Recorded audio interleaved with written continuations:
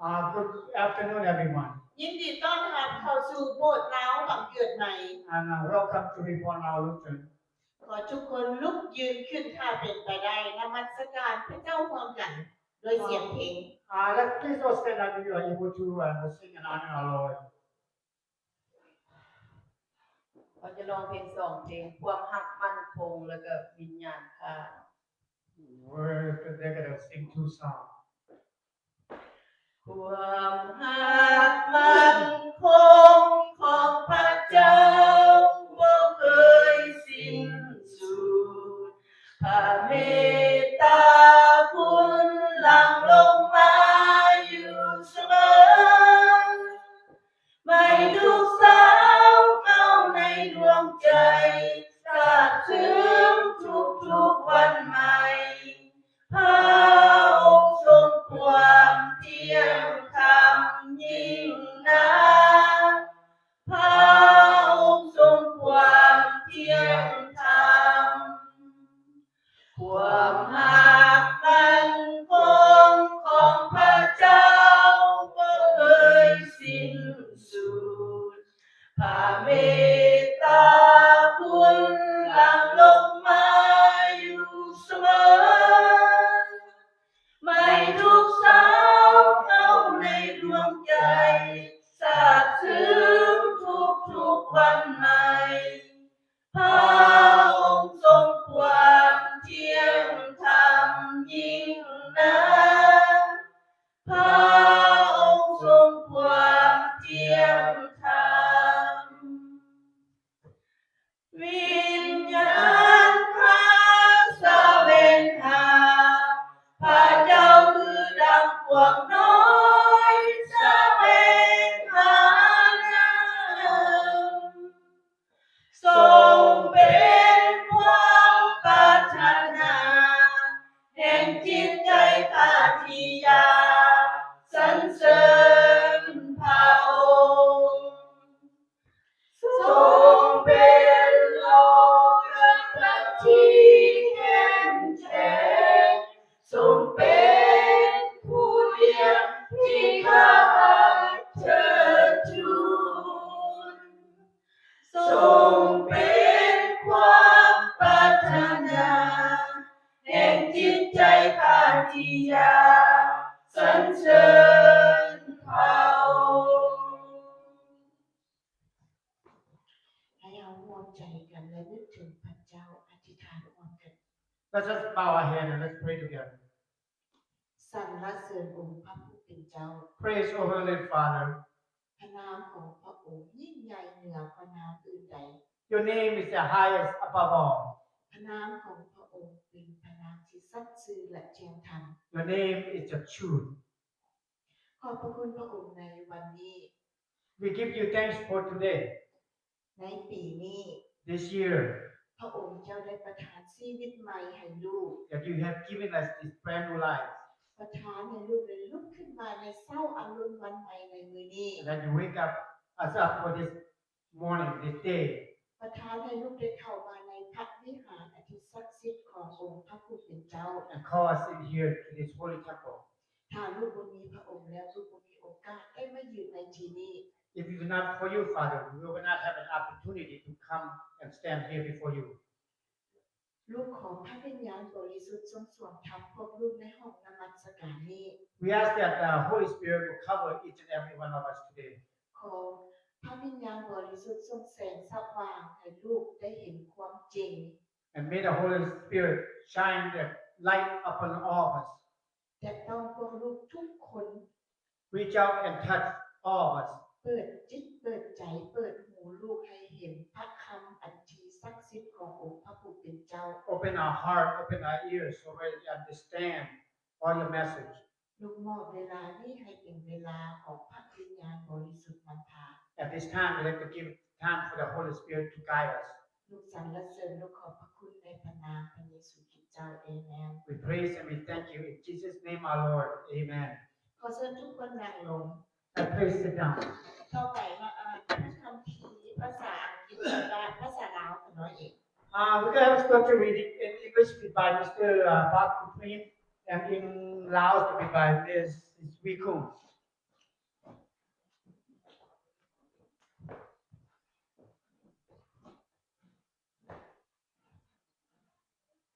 First scripture reading of the day, Psalm 118, 24 through 26. We will rejoice and be glad in it. Please, Lord, please save us. Please, Lord, please give us success. Bless the one who comes in the name of the Lord. We bless you for the house of the Lord.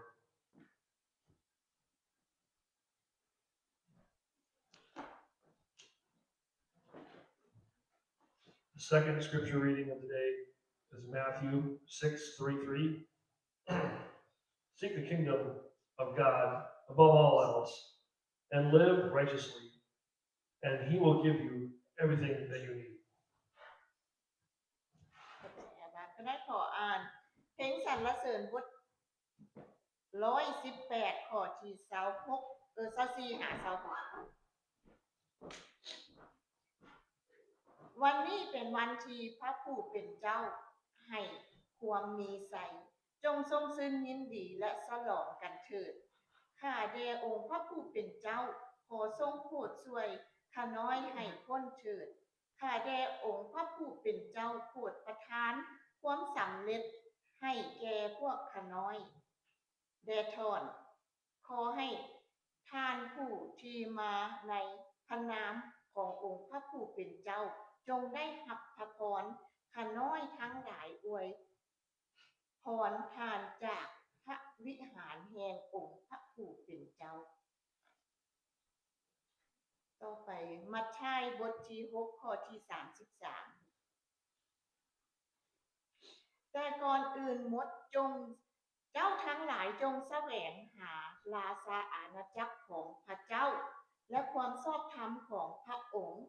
แล้วพระองค์จะทรงเพิ่มเติมสิ่งทั้งปวงเหล่านี้ให้แก่พวกเจ้าขอบคุณพระเจ้าขอทุกคนลุกยืนขึ้นเพื่อการอธิษฐานถวายสัตย์ Let's all stand up and pray for offering together. สรรเสริญขอบพระคุณพระเจ้าพระบิดา We like to praise you, Heavenly Father.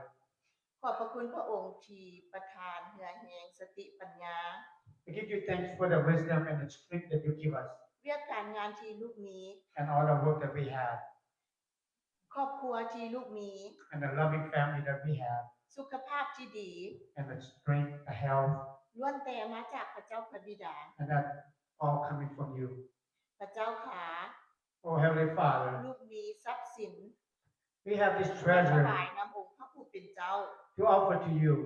ขอให้ทรัพย์สินเหล่านี้ให้เกิดดอกออกผลในเวียกงานขององค์พระผู้เป็นเจ้า May this treasure prosper in all your works.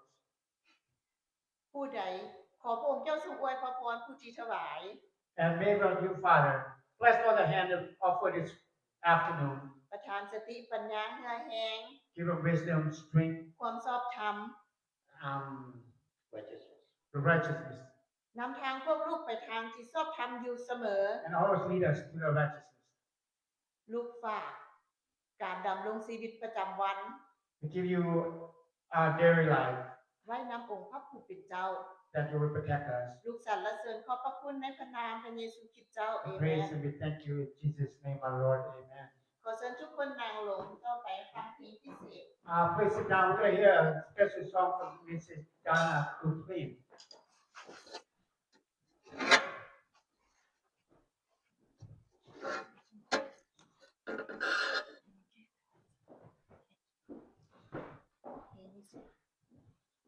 พวกเขาจะร้องเพลงขอวิงวอนผู้ใดร้องได้ก็ร้องนำกันเด้อพี่น้องเขาขอวิงวอนพี่น้องเอ๋ยท่านทั้งหลายจงถวายตัวเป็นเครื่องบูชาที่มีสิเพื่อพระเจ้าจะพอพระทัยเฮาขอวิง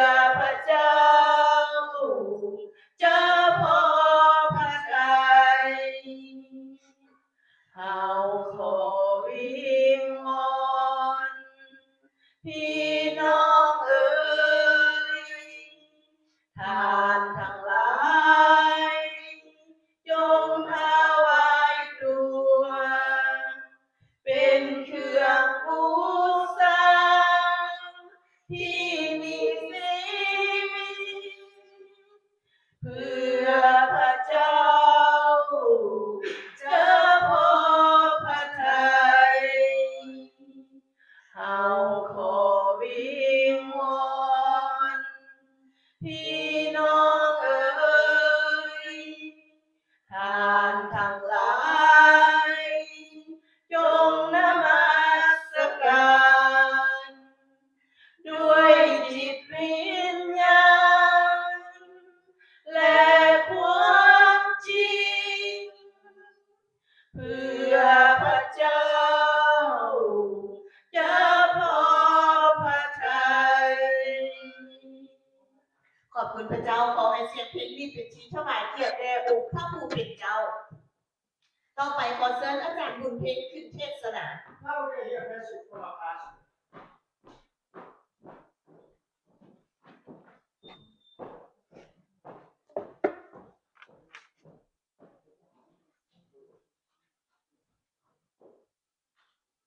สบายดีพี่น้องทุกๆคน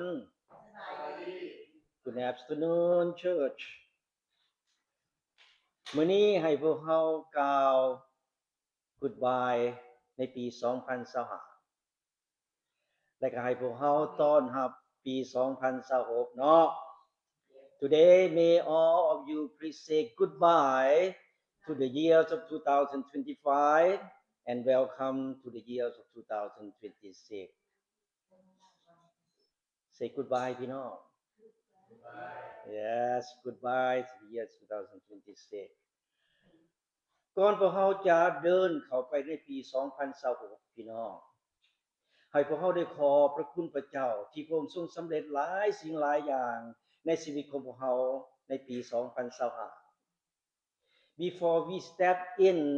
the 2026, may all of us in here please thank you God that He has done so many things for all of us in the years of 2025. Okay. สิ่งใดที่เฮ็ดให้พี่น้องนั่นน่ะสิ่งใดที่บ่จบบ่งามในชีวิตของพวกเราสิ่งใดที่เฮ็ดให้พี่น้องเจ็บปวดสิ่งใดที่เฮ็ดให้พี่น้องเสียอกเสียใจบ่มีความชื่นชมยินดีให้ทิ่มไว้เบื้องหลังพี่น้องปาไว้ในปี 2025 เพราะปี 2025 จะบ่กลับคืนมาหาเฮาอีก So any bad thing made you upset make you pain please leave it behind in the years of 2025 because 2025 will not come back to us again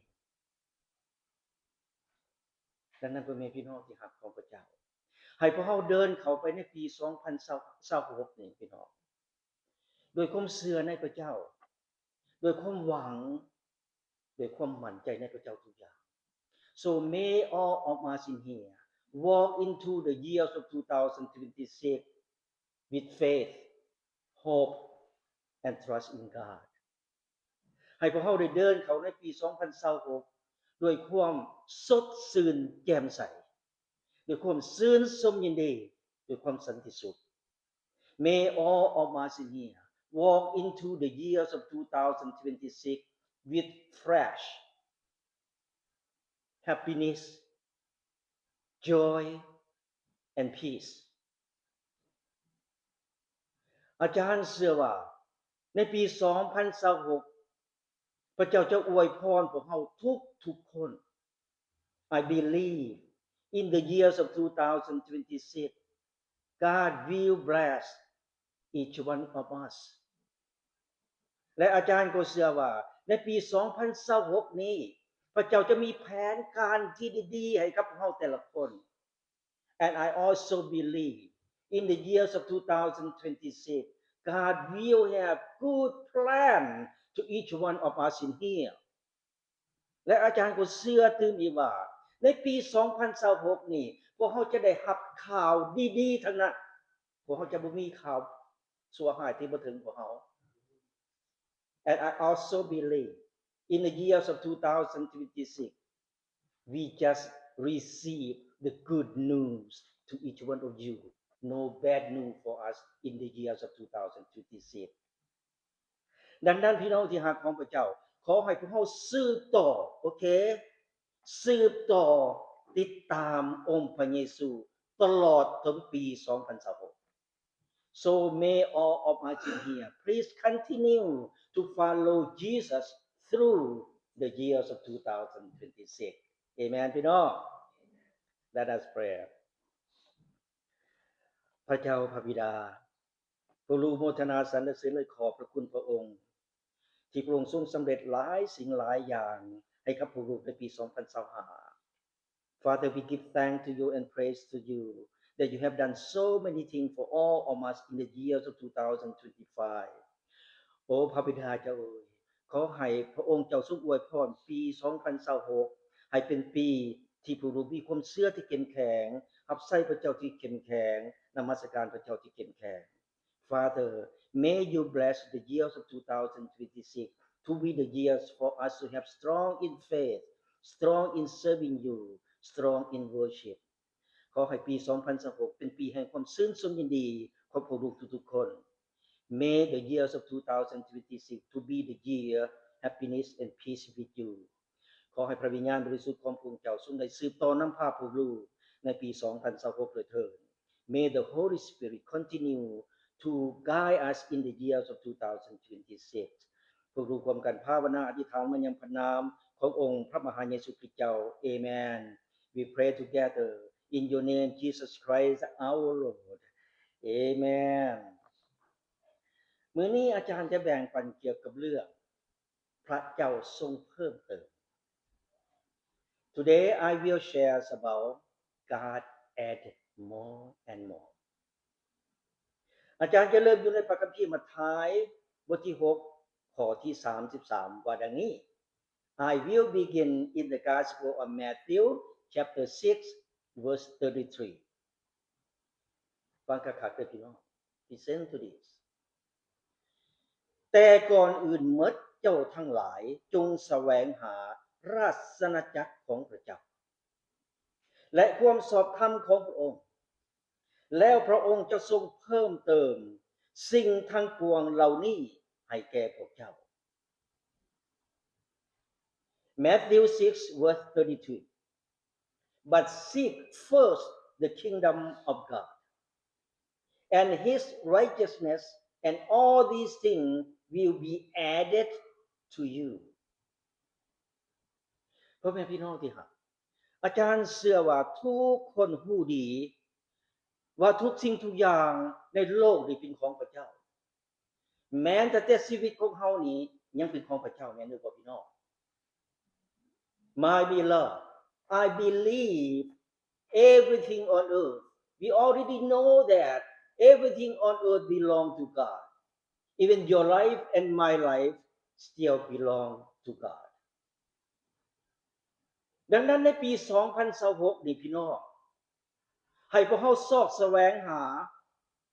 ราชอาณาจักรของพระเจ้าให้พวกเราสอบแสวงหาราชอาณาจักรสวรรค์ของพระเจ้าเพราะราชอาณาจักรสวรรค์ของพระเจ้านั้นคือองค์พระเยซูเพราะองค์พระเยซูนั่นแหละพระองค์ทรงเป็นสวรรค์จำไว้ให้ดีพี่น้อง For the 2026 may all of us in here please seek the kingdom of God seek the kingdom of heaven because the kingdom of heaven is Jesus Jesus himself he is the heaven ถ้าหากพวกเรามีองค์พระเยซูพ่อแม่พี่น้องที่รักของพระเจ้าพวกเราจะมีทุกสิ่งทุกอย่างที่พวกเราต้องการ So if we have Jesus we will have everything we need ถ้าหากพวกเขาขาดเคินสิ่งใดองค์พระเยซูจะเพิ่มเติมให้กับพวกเขาเพราะว่าองค์พระเยซูพระองค์ทรงเป็นทุกสิ่งทุกอย่าง If we lack of for something the Lord God Jesus he will add it to all of us because Jesus himself he is everything for you for me and for the whole world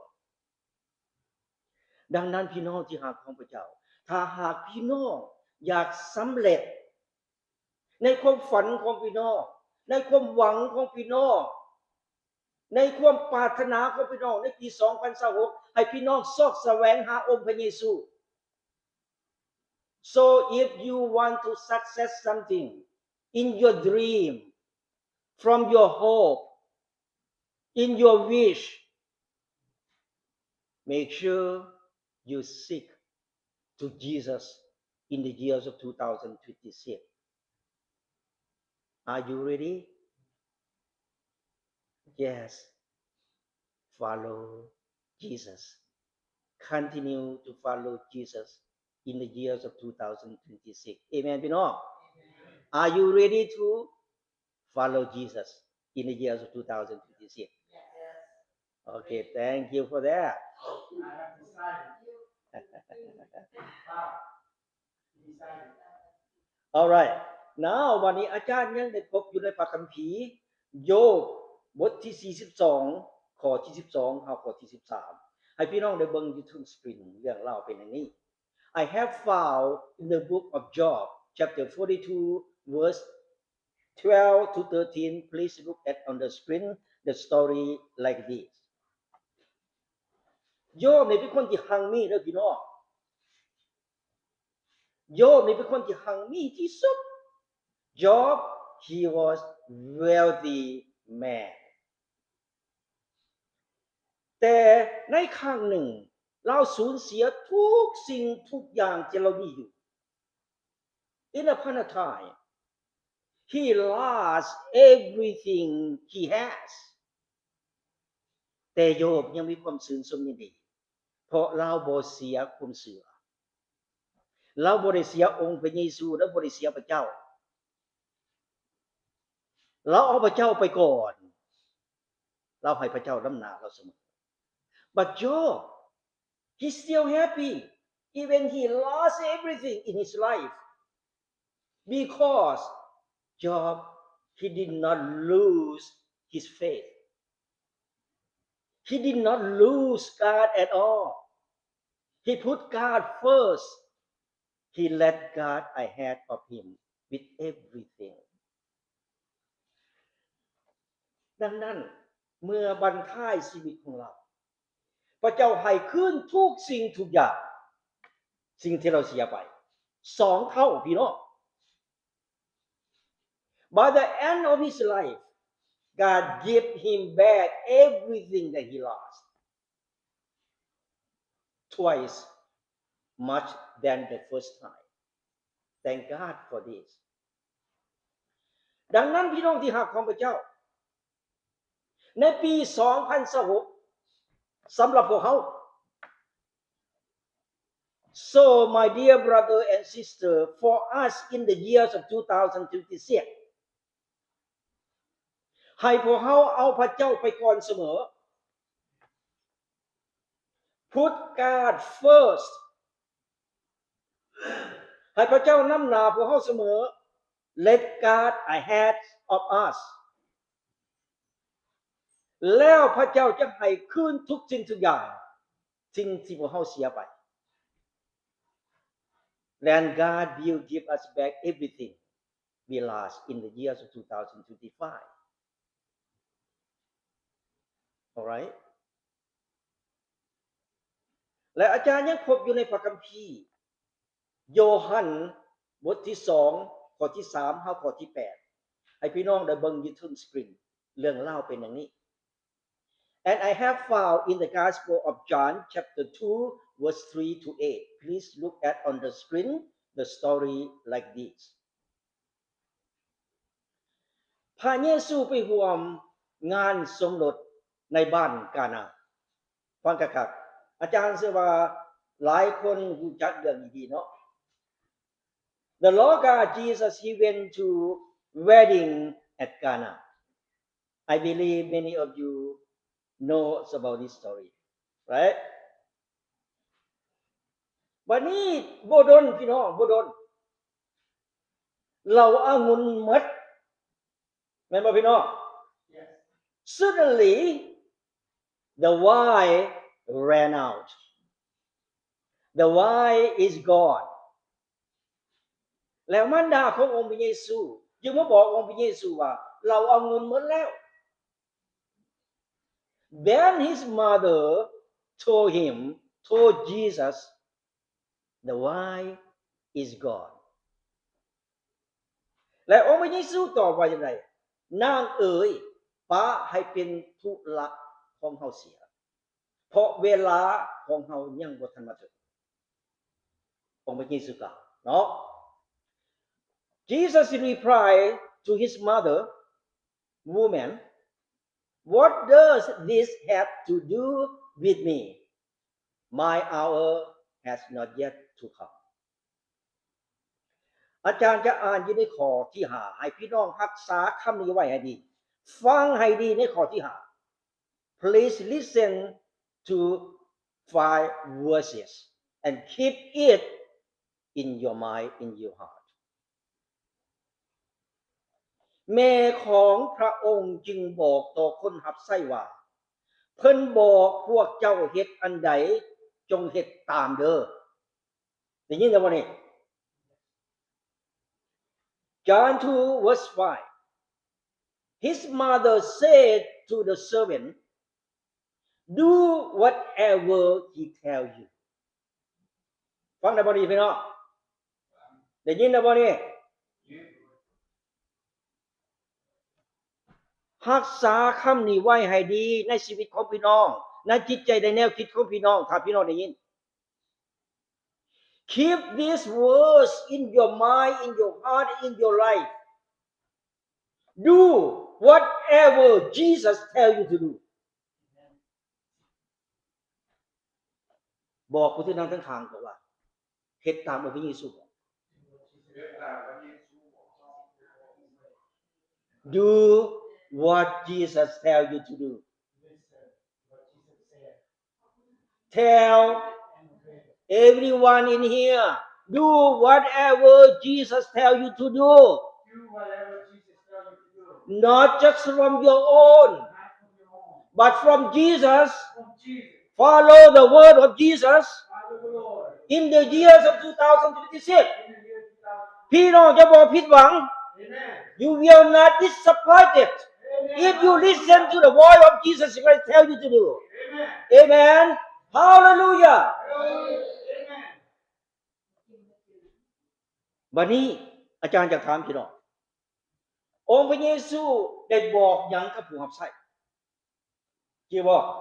What Jesus told the servant to do.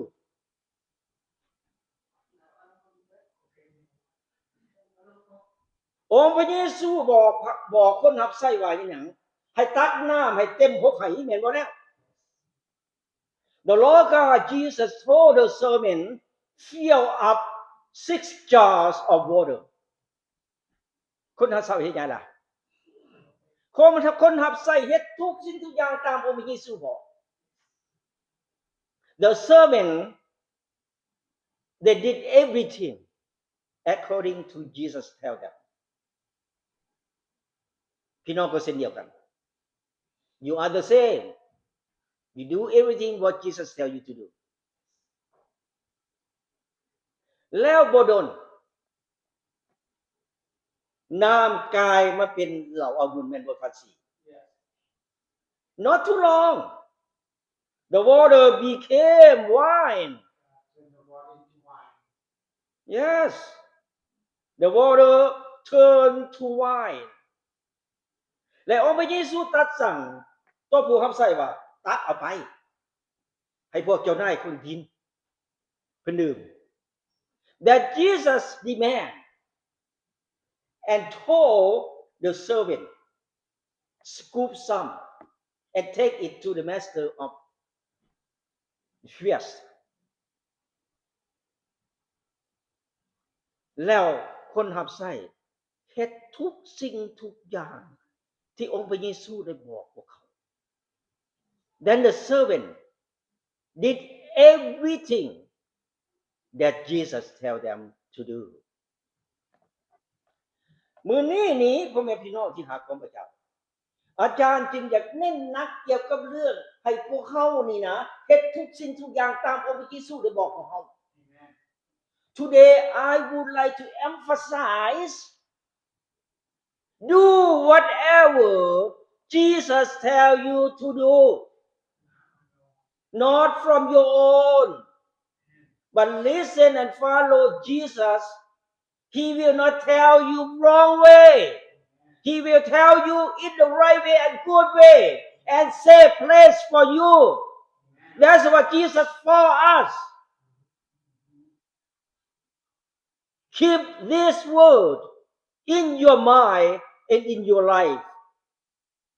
รักษาพระคำคำนี้ไว้ในชีวิตของพี่น้องเพื่อพวกเขาจะบ่ผิดหวัง Keep this word in your mind and in your life for you not to disappoint. Amen. บัดนี้พ่อแม่พี่น้องที่รักของพระเจ้าในปี2026 In the years of 2026 ให้พี่น้องปฏิบัติตามคำบอกสอนขององค์พระเยซู In the years of 2026 may all of you do whatever Jesus tell you to do for your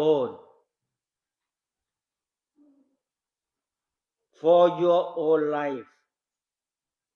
เพื่อชีวิตของพี่น้องเอง Amen พี่น้อง Alright บัดนี้อาจารย์ยังพบอยู่ในพระคัมภีร์โยฮันบทที่6ข้อที่7ถึงข้อที่11 I have found in the Gospel of John chapter 6 verse 7 to 11 ให้พี่น้องได้เบิ่งอยู่เทิงสกรีนเรื่องราวคือพระเยซูเลี้ยง 5,000 คน Please look at on the screen. The story is about Jesus feed 5,000 people. พ่อแม่พี่น้องที่รักของพระเจ้ามีคนหลายกว่า 5,000 คนได้ติดตามองค์พระเยซู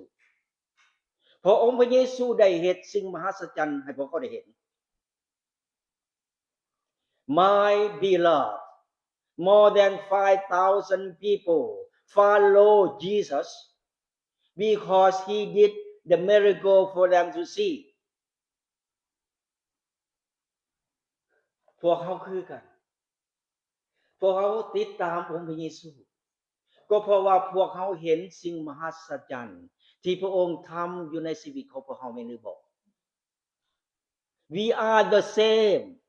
We follow Jesus every day because Jesus he did the miracle for us to see every single day พวกเขาติดตามองค์พระเยซูก็เพราะว่าหยังพี่น้องเพราะว่าองค์พระเยซูช่วยชีวิตของพวกเขาทุกสิ่งทุกอย่างช่วยในสิ่งที่พวกเขาต้องการ We follow Jesus because Jesus help us with everything in life. That is so real and so true. แล้วประชาชนนั้นได้อยู่กับองค์พระเยซูจนฮอดค่ำ The people were with Jesus until the evening time. ดังนั้นองค์พระเยซูจึงเว้ากับฟิลิปว่าเขาจะไปซื้ออาหารใส่มาให้พวกเขากิน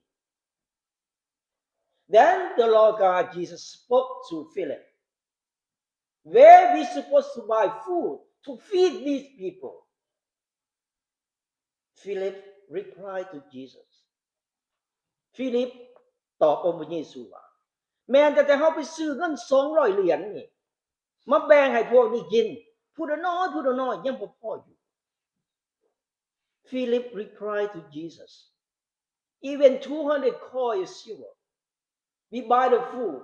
and share to each person just a little bit, still not enough. แล้วอันเดอาเป็นศิษย์ของสาวกเป็นสาวกขององค์พระเยซูผู้หนึ่งได้กล่าวเพิ่นว่าอยู่ที่นี่มีเด็กน้อยผู้หนึ่งมีข้าวจี่5ก้อนปลาน้อย2ตัว Andrew said one of his disciples there is a boy who has 5 loaves of bread and 2 fish พี่น้องว่าข้าวจี่5ก้อนกับปลาน้อย2ตัวมันพอ 5,000 คนบ่พี่น้อง Do you think about only 5 loaves of bread and 2 fish enough for 5,000 people? No. enough for one person, right? Or maybe two. แล้วองค์พระเยซูทำสิ่งมหัศจรรย์ให้ทุกๆคนได้เห็นเหมือนกับพระองค์ได้ทำสิ่งมหัศจรรย์ให้กับเราได้เห็น Jesus he did miracle for all people to see like Jesus he did miracle for all of us in here to see พี่น้องเคยเห็นสิ่งมหัศจรรย์ขององค์พระเยซูบ่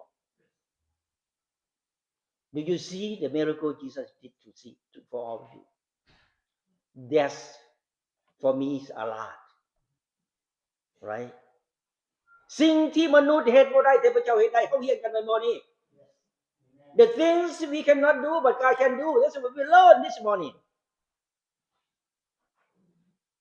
Yes. Dana picked this scripture this morning. I don't think human can do everything, but Jesus can do everything because Jesus he is everything. Amen. บัดนี้องค์พระเยซูจับเอาข้าวจีขึ้นมาเมื่อโมทนาและขอบพระคุณแล้วพระองค์นั้นจึงยื่นข้าวจีไปให้สาวกและไปแบ่งปันให้ประชาชนได้อยู่ได้กิน Then the Lord God Jesus he took bread, give thanks and pray and hand it to his disciple and his disciple hand to the people to eat. ปลาน้อย2ตัวพระองค์เฮ็ดแบบเดียวกัน Two fish he did the same thing. ประชาชน 5,000 คน5,000 คนมีแต่ผู้ชายบ่นับเด็กน้อยและผู้หญิง 5,000 people just men did not count the women and children. ทุกคนกินอิ่มทั้งหมดพี่น้องกินอิ่มน้ำสำราญ Everybody ate until full. ยังเหลืออีก12กระปุกข้าวจี Still have left 12 baskets of bread. That's just amazing, right พี่น้องแม่นผู้ใดเฮ็ดได้แน่นี่ Only Jesus can do. Only Jesus can do. Not you and not me. Not anyone in the world can do. That's what Jesus he is God. Right? That's why we follow Jesus because Jesus can do everything.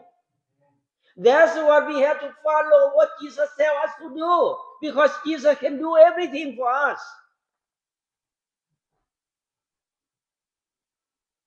Are you listen to this? Make sure you keep these words in your mind and in your life. บัดนี้สำหรับพวกเขาปี 2026 For us in the years of 2026 ให้พวกเขามั่นใจในองค์พระเยซูทุกสิ่งทุกอย่างสิ่งใดที่เฮาบ่พอพระเจ้าจะเพิ่มเติมให้ So for the year of 2026 trust God with everything. Everything we lack of, God will add everything to all of us. Alright? เอาในขอสรุปในวันนี้ conclusion ปีใหม่นำมาซึ่งความสดใสความชื่นชมยินดีความรักความสันติสุขเอาความกังวลกังวายของพี่น้องทิ่มใน 2025 แต่ให้เดินก้าวหน้าไปกับองค์พระเยซู A new year bring all of you fresh happiness love and peace leave your worry behind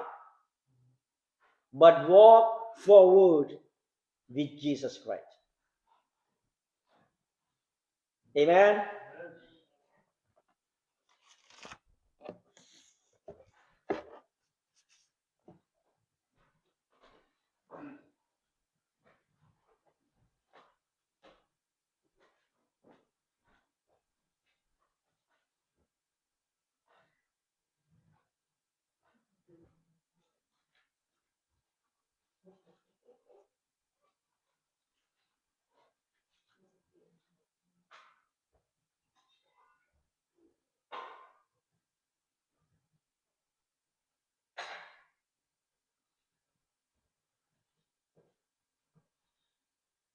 สินมหาสนิทเป็นอาหารคาบสุดท้ายขององค์พระเยซูที่ได้ร่วมกินและดื่มกับสาวกของพระองค์ Holy Communion is the last supper that Jesus ate and drank with his disciples. สินมหาสนิทคือพระกายและพระโลหิตขององค์พระเยซูมอบให้กับพวกเขาโดยข้าวจีและน้ำองุ่น Holy Communion is the body and the blood of Christ, giving us with the bread and wine. สินมหาสนิทคือความทรงจำ Holy Communion is remembering. สินมหาสนิทคือการขอบพระคุณ Holy Communion is giving thanks. สินมหาสนิทคือการสารภาพ Holy Communion is confession. สินมหาสนิทคือการให้อภัย Holy Communion is forgiveness. คือในคืนที่ยูดาห์เอสการยุทได้ทรยศต่อองค์พระเยซูคริสต์เจ้านั้นพระองค์เจ้าทรงจับเอาจีขึ้นมาเมื่อโมทนาและขอบพระคุณแล้วพระองค์เจ้าทรงหักเอาจีแล้วยื่นให้แก่สาวกได้กล่าวว่าจงรับได้กินเถิดนี่คือกายของเขาให้สำหรับพวกเจ้าจงเฮ็ดอย่างนี้เพื่อเป็นที่ระลึกถึงเขา In the night when he was betrayed, our Lord Jesus took bread, gave thanks, broke it, and gave it to his disciples, saying, Take and eat. This is my body given to you. Do this in the remembrance of me. หลังจากอาหารขาดแล้วพระองค์เจ้าทรงจับเอาจอบขึ้นมาด้วยอาการอย่างเดียวกันเนี่ยครับจอบนี้เป็นจอบอภัยทันใหม่ด้วยเลือดของเขาเพื่ออภัยความผิดบาปเมื่อพระเจ้าดื่มจากจอบนี้เมื่อใดจงดื่มเพื่อเป็นที่ระลึกถึงเขา Again, after the supper, he took the cup, gave thanks, and gave it for all to drink, saying, This cup is new covenant with my blood, shed for you and for all people for the forgiveness of sin. Do this in the remembrance of me. Let us pray. พระเจ้าพระบิดาผู้รู้โมทนาสรรเสริญและขอบคุณพระองค์ที่พระองค์ทรงมีพระกายและพระโลหิตให้กับผู้ที่ดื่มกิน Father, we give thanks to you and praise to you that you have your body and your blood for us to eat and drink. พระเจ้าพระบิดาขอพระองค์เจ้าทรงอวยพรอาหารคำนี้เถิด Father, may you bless this kind of food today. พระเจ้าพระบิดาประคำของพระองค์เป็นประคำที่ศักดิ์สิทธิ์เป็นประคำที่ลงมาจากสวรรค์ Father, your word is sacred word that came from the heaven. ขอให้ประคำที่ศักดิ์สิทธิ์ของพระองค์ทรงไหลเข้าไปในข้าวจีและน้ำองุ่น May your sacred word flow into the bread and wine. ขอให้ข้าวจีและน้ำองุ่นกลายเป็นสิ่งที่ศักดิ์สิทธิ์เถิด May the bread and wine became sacred. เมื่อพระองค์ดื่มได้กินพระโลหิตและพระกายขององค์พระเยซูขอให้พระองค์อยู่ในความทรงจำของพระองค์เจ้าตลอดไปเถิด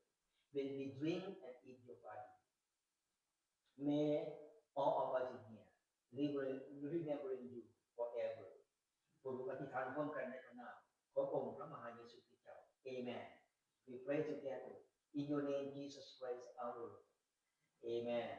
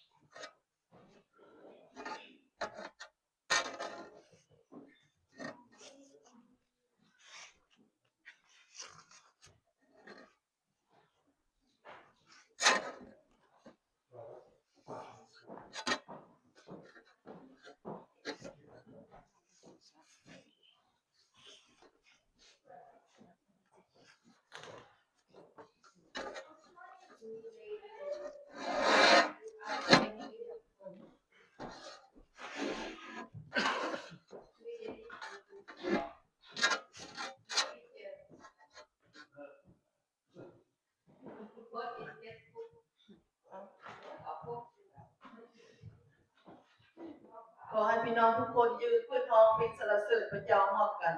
เพลงชีวิตเฮาพระเจ้าทรงสร้างนะ Let's all stand up once again. We'll sing in honor of our Lord. The name of this song is "A Life is Created by God." ชีวิตเฮาพระเจ้าทรงสร้างเป็นหนทางนำเฮาสู่สวรรค์ความกรุณพระคุณพระธรรมสมควรแล้วการสรรเสริญโมทนาพระบิดาพระบุตรพระวิญญาณผู้เลิศล้